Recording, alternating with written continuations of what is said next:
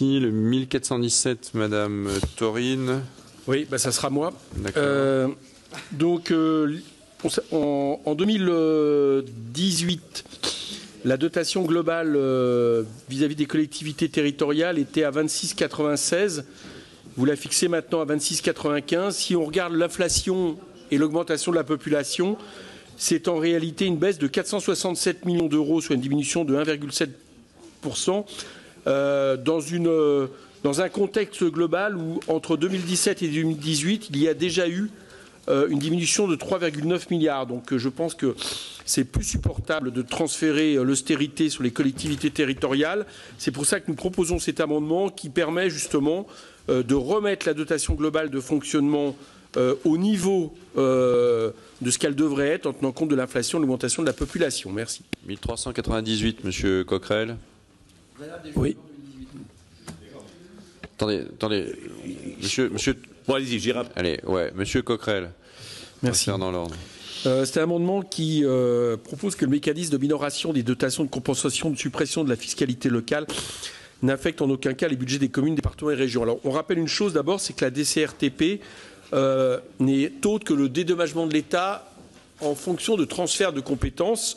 Donc c'est évidemment quelque chose qui est dû de manière logique et qui ne devrait pas servir de variable d'ajustement sur le budget des collectivités. La seconde chose, c'est que nous souhaitons prioriser les collectivités qui sont plus proches des citoyens, notamment élus directement par eux, c'est-à-dire les communes et les départements. Et enfin, nous proposons, comme dans l'amendement précédent, de faire en sorte de tenir compte de la hausse de la population de 0,4% et de l'inflation. 69, Madame Rubin.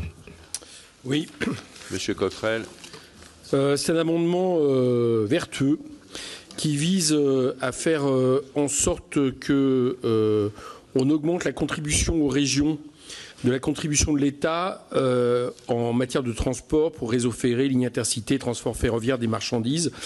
Donc proposons d'augmenter cette contribution de 500 millions d'euros et nous proposons de la prendre sur une taxe due par les sociétés concessionnaires d'autoroutes dont chacun sait qu'elles ont été largement gagnantes dans la privatisation et avec les conditions que pour la plupart d'entre nous avons critiquées.